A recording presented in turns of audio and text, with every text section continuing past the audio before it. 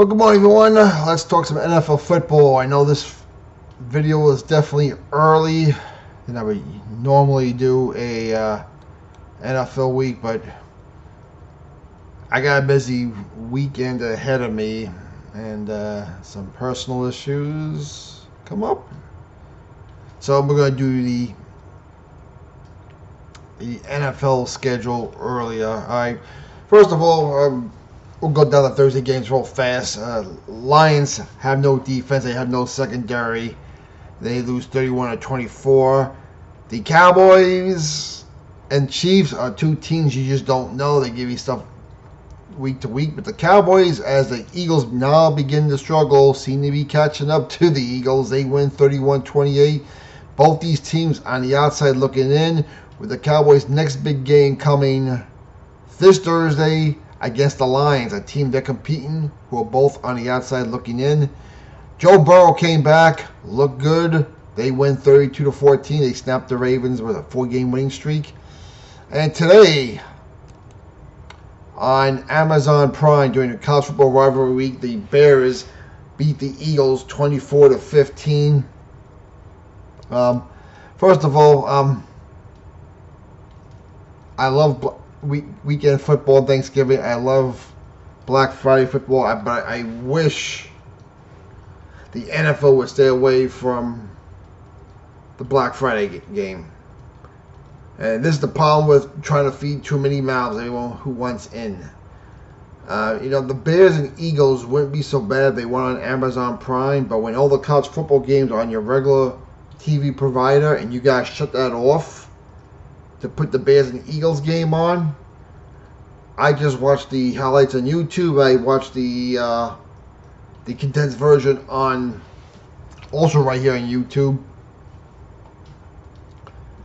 But the Bears, who usually kind of like the NFC version of this year's Denver Broncos, they seem to win every game at the last second by a point or two in a single score game. Not today. I mean, the 24-15 score makes the game sound it was closer than it really was. The Bears had double the amount of time possession, almost 40-20 in favor of them. First downs, also double, 28-14. Total yards, 425 to 317. Passing yards, the Eagles had them by 90. Rushing, the Bears dominated 281-87, which is pretty big on a day like in Philly where it's very windy, where you could get an extra point. Was pretty exciting. Total plays 85-51 in favor of the Bears. Turnovers 2-1. Bears took advantage of both those turnovers. Caleb Williams in his sophomore season continues to be pretty impressive. Unlike Jaden Daniels, who's having a tough sophomore season, Caleb Williams seems to gradually upgrade his game week to week. 17-36, 154 yards, 1-1. The start of the game was Kyle Monaghay, 22 carries, 130 yards, 1 touchdown, as well as DeAndre Swift, 18 carries, 125 yards, 1 touchdown. The Bears dominated the game. They win this 24-15. As the Cowboys improved to 6-5-1, the Eagles are now 8-4. The Bears are 9-3 right now, leading the division. Yes, by a half game and a half over the Packers. Overall, good game. Like I said, I have a problem with Amazon Prime when you're trying to watch college football. If this had been a regular channel, I probably would have watched it more. But again, too many mouths to feed. This is the problem now.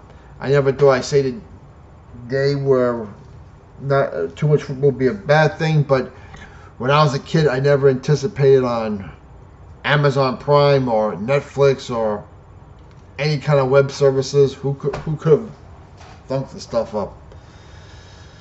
Anyway, let's talk about the 1 o'clock games. And the 1 o'clock games are really nothing to brag about. We have the Falcons and Jets. That's going to be a yawner. 49ers and Browns. It could be a watchable game. Rams and Panthers are probably one of the two best games at the 1 o'clock start game. The other one being the Texans and Colts. Then you got the Cards and Bucks. Again, that could be a good game. Actually, that will be a good game. So we have 3 games at least in the 1 o'clock slot. And you got the Saints and the Dolphins, both teams basically playing for either pride or a higher draft pick, depending who you're a fan of. I'm sorry, I left at the Jaguars and Titans for good reason. Titans aren't going anywhere. Now as for the 4 o'clock games, you have 3. Vikings and Seahawks. Bills Steelers, which should be a good game. There's your big game at 4 o'clock. Bills Steelers, that should be a good game because you get the Raiders and Chargers.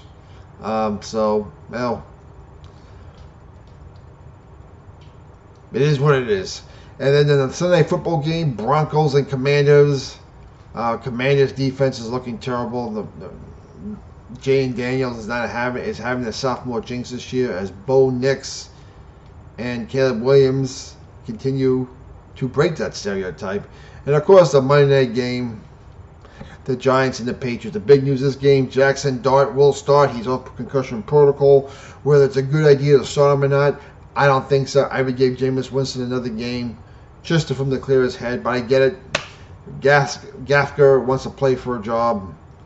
I'm sure they want to develop Jackson Dart. I mean, I would sit him out for one more week. Let Jameis Winston play, since he played pretty good last week. Again, it is Jameis Winston. I know he's at the future, but he is a good backup quarterback. He could change it up for you. So there is your NFL schedule for this weekend. Let me know what you think. The 1 o'clock games are not as bad as I thought they'd be. We got 3 good ones. Only one 4 o'clock game. And the Sunday night game, the Monday night game, are really left to be desired. Happy Thanksgiving week, everyone. Hope your bellies are full. Hope you enjoyed the football. We've had some good football this weekend. And we still got tomorrow and Sunday and Monday to go. God bless you all. Take care of each other. We'll talk to you later.